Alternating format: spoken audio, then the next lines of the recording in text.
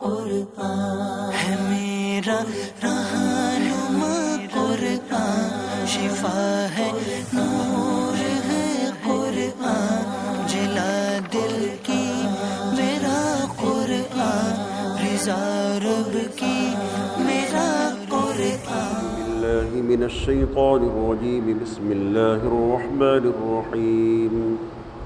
إنا فتحنا لك فتحا مبينا ليغفر لك الله ما تقدم من ذنبك وما تأخر ويتم نعمته عليك ويهديك صراطا مستقيما وينصرك الله نصرا عزيزا هو الذي أنزل السكينة في قلوب المؤمنين ليزدادوا إيمانا مع إيمانهم ولله جنود السماوات والأرض وكان الله عليما حكيما۔ آمنت بالله صدق الله العظيم۔ فتح مکہ کی تاریخ 20 رمضان عام ہے، لیکن اس کی تاریخوں میں اختلاف ہے۔ امام بیہقی نے بیہقی شریف میں 13 رمضان کی طرف اشارہ کیا۔ امام مسلم نے مسلم شریف میں 16 تاریخ اور امام احمد ابن حنبل نے 18 تاریخ اور حضرت ابو اسحاق رحمۃ اللہ تعالیٰ علیہ نے کئی مشائخ اعظام سے 20 تاریخ 20 رمضان فتح مکہ کا دن جو ہے اظہار فرمایا ہے۔ تو تاریخوں میں اختلاف ہے۔ فتح مکہ یہ اسلام کا بہت عظیم دن ہے، اور اس کی ابتدا یوں ہوئی۔ رسول کریم صلی اللہ تعالی علیہ وآلہ وسلم مکۃ المکرمہ میں جب آقا کریم صلی اللہ علیہ وسلم نے اعلان نبوت فرمایا اور پھر اسلام کی دعوت دی، لوگ جوگ در جوگ اسلام کے دامن سے وابستہ ہوئے، اور وہیں پر کفار مکہ، مشرکین مکہ نے بھی ان کے اندر بھی ایک خوف پیدا ہوا، اور طرح طرح سے رسول گرامی وقار صلی اللہ تعالی علیہ وآلہ وسلم کو ایذائیں دیتے، تکلیفیں پہنچاتے۔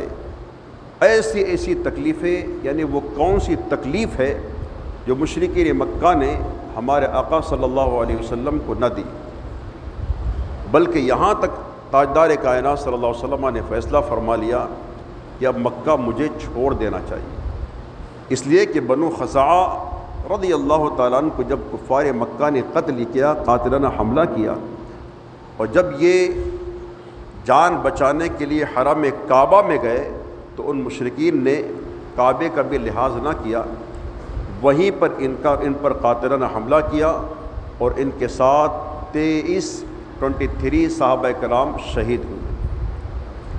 آقا کریم صلی اللہ علیہ وسلم نے سوچا کہ یہ میرے رہتے ہوئے یہ قتل و غارت گری کا بازار بہت گرم ہو رہا ہے، مجھے مکہ چھوڑ دینا چاہیے۔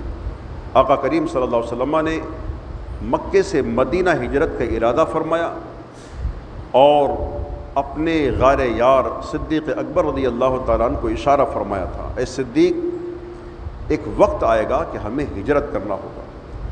آج وہ رات تھی، آقا کریم صلی اللہ علیہ وسلم نے مولا کائنات حضرت علی رضی اللہ تعالیٰ عنہ کو تمام امانتیں سونپی، اور یہ وہ رات تھی جو رات میں آقا کریم صلی اللہ علیہ وسلم پر قاتلانہ حملہ ہونے والا تھا، یہ بات فیکٹ تھی۔ اور اس وقت جو قتل نبوت کی رات تھی، آقا کریم صلی اللہ علیہ وسلم نے اپنے بستر پر مولا کائنات کو سونے کا حکم دیا، علی آج تم میرے بستر پر سو جاؤ، اور یہ امانتیں جب صبح ہوگی تو فلاں فلاں امانتیں فلاں فلاں کو پہنچا دینا۔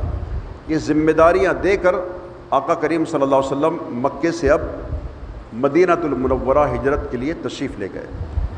جب صبح ہوئی، صحابہ کرام کو پتہ چلا کہ آقا علیہ السلام رات تشریف لے گئے، اور اپنے بستر پر مولائے کائنات کو لٹایا، جبکہ یہ بات اچھی طرح معلوم ہو گئی تھی کہ آج مشرکین یہ قاتلانہ حملہ کرنے والے ہیں۔ صحابہ کرام نے مولائے کائنات سے پوچھا کہ اے علی، یہ جو رات گئی یہ رات تو قتل نبوت کی رات تھی، اس رات تمہاری نیند کا عالم کیا؟ تمہیں نیند تو نہیں آئی ہوگی، تم یہ سوچ رہے ہوں گے کہ نہ جانے دشمن کہاں سے آئے اور کہاں سے حملہ کر دے، تمہاری نیند کا عالم کیا تھا؟ یا نیند تمہیں لگی تھی؟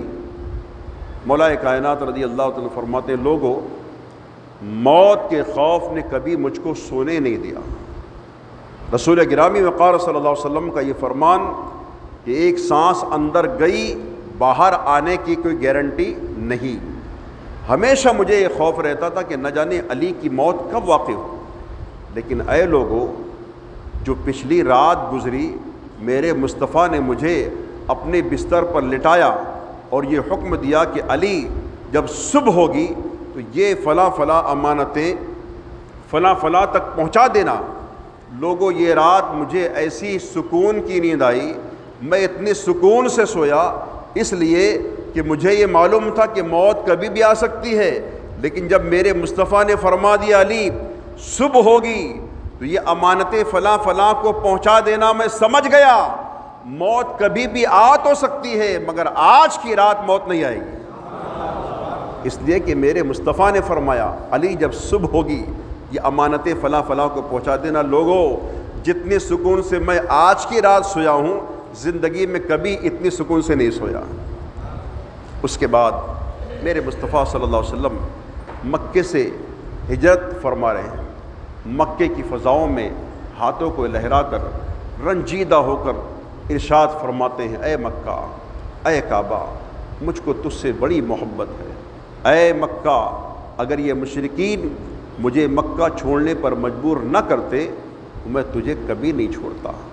یہ حسرت، یہ ارمان لے کر آقا کریم صلی اللہ علیہ وسلم اب ہجرت کرتے ہیں، اور ایک ایسی ذات جس کو مکے میں رہنا مشکل مگر تاریخ نے سوچا نہیں ہوگا، تاریخ نے کبھی اس بات پر غور نہ کیا ہوگا کہ ایک دن ایسا آئے گا کہ یہی وہ شخص جس کا رہنا دو بھر ہے مگر 8 سال کے بعد یہی شخص اس پورے شہر کو فتح کر لے گا۔ آقا کریم صلی اللہ علیہ وسلم مدینۃ المنورہ ہجرت کر گئے، بعض صحابہ کرام بھی ساتھ ہو گئے، اور اس کے بعد کچھ دنوں کے بعد صحابہ کرام کے چہرے پر تھوڑی سی افسردگی چھانے لگی، غمگین ہونے لگے، مکے کی یاد ستانے لگی، حرم کعبہ کی یاد ستانے لگی کہ مکے میں تھے، کعبے میں تھے، جب چاہتے تھے عمرہ کر لیا کرتے تھے، جب چاہتے تھے کعبے کو دیکھ کر طواف کر لیا کرتے تھے، مگر مصطفیٰ کے ساتھ ہم یہاں پر آ گئے، یہ فضیلت سے تو ہم محروم ہو گئے۔ جب آقا کریم غیب داں نبی صلی اللہ علیہ وسلم نے اپنے غلاموں کے چہرے پر یہ غمگین دیکھی، یہ اداسی دیکھی، ارشاد فرماتے میرے اصحاب تمہیں کیا ہوا، کیوں پریشان ہیں؟ عرض کرتے ہیں یا رسول اللہ فدا کا ابی و امی، ہمارے ماں باپ آپ پر قربان ہو، آقا ہم یہ سوچ رہے ہیں کہ مکے میں رہتے جب چاہتے طواف کر لیتے، جب چاہتے عمرہ کر لیتے، مگر یہاں جب ہم آپ کے ساتھ آ گئے تو اس نعمت سے ہم محروم ہو گئے، اس فضیلت کو ہم پا نہیں رہے ہیں۔ آقا کریم صلی اللہ علیہ وسلم جن کو میرے رب نے با اختیار نبی بنایا تھا، میرے آقا فرماتے ہیں کہ تمہیں عمرے کی یاد ستا رہی ہے، تم طواف کرنا چاہتے ہو، طواف کی فضیلت، عمرے کا ثواب لینا چاہتے ہیں؟ ہاں یا رسول اللہ صلی اللہ علیہ وسلم۔ آقا فرماتے دیکھو، جب تم مکے میں جب تک تھے تمہیں عمرہ کرنا ہوتا تو کیا کرتے؟ پہلے میقات جاتے، وہاں عمرے کا احرام پہنتے اور پھر تلبیہ پڑھتے، پھر 2 رکعت نماز پڑھتے اور تلبیہ پڑھتے پڑھتے پڑھتے حرم میں آتے، حرم میں آ کر کعبے کے ساتھ چکر لگاتے، اس کے بعد مقام ابراہیم پر 2 رکعت واجب الطواف پڑھتے، پھر زمزم پیتے اور پھر صفا مروہ کی سعی کرتے، اس کے بعد حلق کراتے، تبھی تمہیں عمرے کا ثواب ملتا؟ ہاں یا رسول اللہ صلی اللہ علیہ وسلم۔ آقا فرماتے میرے غلاموں، جب تم میری محبت میں آئے ہو تو میرا رب تمہیں اس ثواب سے محروم نہیں کرے گا۔ سنو، مکے میں رہ کر عمرے کے لیے تمہیں اتنی آزمائشوں سے گزرنا پڑتا تھا، لیکن جب تم میرے ساتھ آئے ہو تو سنو، جاؤ مسجد قباء میں، جب تمہیں عمرے کا ثواب چاہیے مسجد قباء میں چلے جاؤ، 2 رکعت نفل پڑھ لو، میرا رب تمہیں عمرے کا ثواب عطا فرمائے گا۔ صحابہ کرام خوش ہو گئے، صرف 2 رکعت؟ ہاں یا رسول اللہ 2 رکعت؟ ہاں 2 رکعت پڑھ لو، میرا رب تمہیں عمرے کا ثواب عطا فرمائے گا۔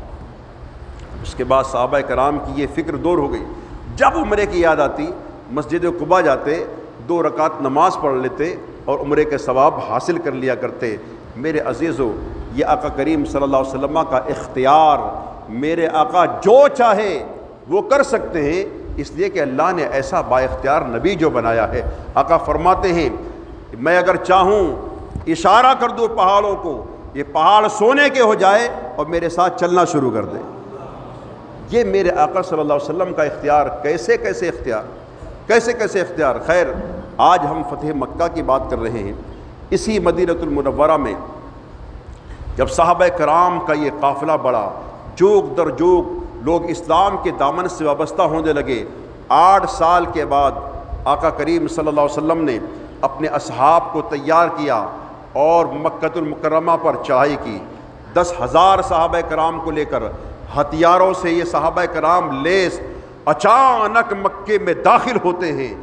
مکے والوں کی کوئی تیاری نہیں، سب اپنے کاموں میں مصروف۔ اچانک مدینۃ المنورہ سے یہ 10,000 صحابہ کرام کا قافلہ جب مکے میں پہنچتا ہے، غیب داں نبی صلی اللہ علیہ وسلم جنگ کی تمام تدبیریں جانتے ہیں، تمام حربیں جانتے ہیں۔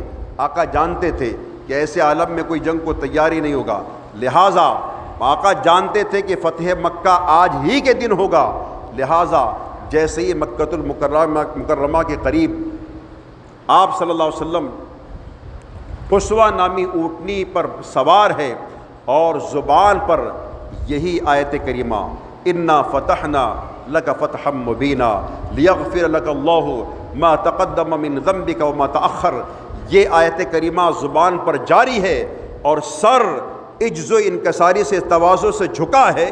مفسرین فرماتے ہیں آقا کریم صلی اللہ علیہ وسلم اس کامیابی پر جو کامیابی ملنے والی ہے، اتنے اپنے رب کے شکر گزار، ایسا سر جھکا کر اونٹنی پر تشریف فرما ہے کہ اونٹنی کبھی کبھی چلتی تو کبھی کبھی اس کی جو کوہان تھی اس سے آقا علیہ الصلوۃ والسلام کا سر مبارک مس ہو جاتا۔ اتنی نیچے گردن جھکا کر آقا کریم صلی اللہ علیہ وسلم اپنے رب کا شکر ادا کر رہے ہیں، اور اس شان سے جب مکۃ المکرمہ میں پہنچے پہلا اعلان فرماتے ہیں، اے لوگو، جو شخص اپنے ہتھیار ڈال دے اس کو امان ہے، جو شخص اپنے گھروں کا دروازہ بند کر لے اس کے لیے بھی امان ہے، جو شخص حرم کعبہ میں داخل ہو جائے اس کے لیے بھی امان ہے۔ حضرت سیدنا عباس جو آپ کے چچا ہیں عرض کرتے ہیں، یا رسول اللہ صلی اللہ علیہ وسلم، ابو سفیان فخر پسند ہے، ابو سفیان تعریف پسند ہے، کوئی ایسا جملہ بھی ارشاد فرما دیجئے کہ ابو سفیان کو پسند آ جائے اور وہ بھی اس پر آمادہ ہو جائے، اسلام کی محبت پیدا ہو جائے۔ آقا کریم صلی اللہ علیہ وسلم ارشاد فرماتے ہیں کہ جو ابو سفیان کے گھر میں داخل ہو جائے اس کے لیے بھی امان ہے۔ اور اس کے بعد صحابہ کرام کا یہ قافلہ 10,000 صحابہ کرام کا، ایک طرف مقام قدا میں خالد بن ولید کو سرکار صلی اللہ علیہ وسلم نے بھیجا کہ تم وہاں سے آؤ، کسی کو وہاں، پورے مکے میں یہ قافلہ پھیل گیا اور تمام لوگوں کو سمیٹتے ہوئے یہ قافلہ حرم کعبہ میں آیا۔ آقا کریم صلی اللہ علیہ وسلم حرم پاک میں پہنچتے ہیں، خانہ کعبہ میں 360 بت رکھے ہیں۔ آقا کریم صلی اللہ علیہ وسلم اپنی عصائے مبارک سے، اپنی چھڑی سے ایک ایک بت کے منہ پر وہ چھڑی کی نوک ٹوچتے ہیں، وہ گرتا ہے، ایک ایک پر یوں بتوں کو گراتے ہیں، اور اس کے بعد حضرت بلال حبشی رضی اللہ تعالیٰ عنہ، حضرت عثمان رضی اللہ تعالیٰ عنہ ان کو حکم دیتے ہیں تمام بتوں کو توڑا جائے۔ تمام بت توڑے گئے، تمام بتوں سے کعبے کو پاک کر کے پھر میرے مصطفیٰ خانہ کعبہ سے باہر تشریف لائے. خانہ کعبہ سے باہر نکلے، پورا مطاف جہاں پر طواف کیا جاتا ہے پورا مطاف بھرا ہے، صحابہ کرام بھی جمع ہیں، اور بیچ میں کفار مکہ، مشرکین مکہ موجود ہے. آقا کریم صلی اللہ علیہ وسلم ارشاد فرماتے ہیں، اے لوگو آج بتاؤ تم میرے ساتھ کیسا گمان رکھتے ہو. یاد رہے اس مجمع میں وہ لوگ بھی تھے جنہوں نے آقا کریم صلی اللہ علیہ وسلم کو گالیاں دی تھیں، وہ بھی تھے جنہوں نے آقا کریم صلی اللہ علیہ وسلم کو عین نماز کی حالت میں کپڑے کا پھندا ڈال کر پھانسی کی طرح مارنا چاہتے تھے. ان میں وہ بھی تھے جنہوں نے سرکار پر قاتلانہ حملہ کیا تھا. ان میں وہ بھی تھے جنہوں نے آقا کریم صلی اللہ علیہ وسلم کے نماز سجدے کی حالت میں اونٹ کی اوجھڑی ڈال دی تھی. ان میں وہ بھی تھے جنہوں نے میرے آقا صلی اللہ علیہ وسلم کی شہزادی حضرت سیدنا زینب جو حمل کی حالت میں تھی، اونٹنی پر بیٹھی تھی، اس حضرت سیدنا زینب رضی اللہ تعالیٰ عنہا پر ایک نیزہ مارا تھا جس سے وہ زمین پر تشریف لے آئی تھی، ان کا حمل ساقط ہو گیا تھا. وہ لوگ بھی اس میں تھے. اس میں وہ لوگ بھی تھے جنہوں نے آپ صلی اللہ علیہ وسلم کے چچا حضرت امیر حمزہ رضی اللہ تعالیٰ عنہ پر قاتلانہ حملہ کر کے شہید کیا تھا. آپ کی ناک کاٹ لی تھی، کان کاٹ لیے تھے، اور نیزوں سے آنکھوں کو پھوڑ دیا تھا، اور سینے کو چیر کر کلیجہ نکال کر اس کو چبا رہے تھے. وہ بھی لوگ تھے. بہت ساری تفصیل اس کی تھی. ایسے لوگ تھر تھر کر رہے تھے. آقا فرماتے ہیں بتاؤ میرے بارے میں کیا گمان کرتے ہو، آج میں تمہارے ساتھ کیا معاملہ کروں گا. کسی نے کہا اے محمد صلی اللہ علیہ وسلم، عرب کی یہ ریت ہے، عرب کا یہ دستور ہے، جو جس کے ساتھ جیسا کرتا ہے اس کے ساتھ ویسے ہی سلوک ہوتا ہے. تم تو ہمارے ساتھ بدلہ لو گے. آقا کریم صلی اللہ علیہ وسلم فرماتے ہیں اور کوئی ہے کیا گمان کرتا ہے. کسی شخص نے کھڑے ہو کر کہا اے محمد آپ کریم کے بیٹے، کریم کے بھائی ہیں، اور آپ سے ہمیں کرم ہی کی امید ہے. آقا کریم صلی اللہ علیہ وسلم فرماتے ہیں اے لوگوں آج بدلہ کیسا بدلہ، آج سزا کیسی سزا. اے لوگو آؤ سنو، آج کے دن میں نے اپنی رب کی رضا کے لیے تم سب کو معاف کر دیا. جاؤ اپنے اپنے گھروں پر خوشی خوشی دوڑے چلے جاؤ. یہ معافی کا پروانہ سن کر کفار مکہ کے پیر زمین میں دھنس گئے، گویا ان کے پیر ہل نہیں پا رہے تھے. آقا فرماتے جاؤ میں نے سب کو معاف کر دیا، مگر کوئی ہلنے کو تیار نہیں تھا. آقا فرماتے اب کیوں کھڑے ہو، سب کو میں نے معاف کر دیا. ان لوگوں نے کہا تھا اے محمد صلی اللہ علیہ وسلم آپ کا یہ کردار، یہ اخلاق، ہم نے آپ کو ایسی ایسی اذیتیں دی کہ آپ کو شہر مکہ میں رہنے جانے پر مجبور کر دیا، رہنا مشکل کر دیا تھا، اور آج آپ نے ہم کو بغیر کسی وجہ کے معاف کر دیا. اے محمد صلی اللہ علیہ وسلم جب آپ کا اخلاق اتنا ہے ہم گواہی دیتے ہیں کہ آپ اللہ کے نبی ہیں. اے محمد ہمیں کلمہ پڑھا کر اسلام میں داخل فرما لیجیے. آقا کریم صلی اللہ علیہ وسلم نے ہزاروں کفار و مشرکین میں اعلان فرمایا پڑھو اشہد ان لا الہ الا اللہ وحدہ لا شریک لہ واشہد ان محمدا عبدہ ورسولہ. تمام لوگوں نے یک زبان ہو کر کلمہ طیبہ پڑھا اور اسلام کے دامن سے وابستہ ہو گئے. میرے عزیز آقا کریم صلی اللہ علیہ وسلم کا یہ اخلاق، یہ کردار، اس کی تفصیل تو اور ہے، لیکن اس سے سبق ہمیں کیا حاصل ہوتا ہے.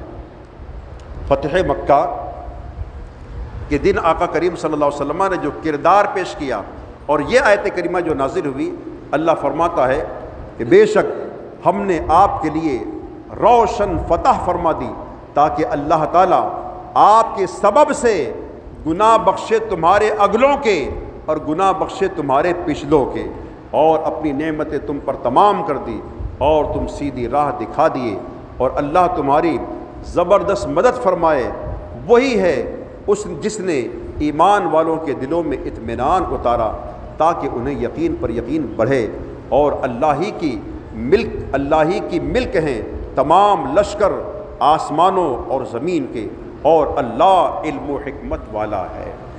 یہ ترجمہ امام عشق و محبت، امام اہل سنت الشاہ امام احمد رضا فاضل بریلوی رضی اللہ تعالیٰ نے ترجمہ فرمایا کہ بے شک اللہ نے آپ کو ایک روشن فتح فرما دی تاکہ اللہ تمہارے سبب سے گناہ بخشے تمہارے اگلوں کے اور گناہ بخشے تمہارے پچھلوں کے۔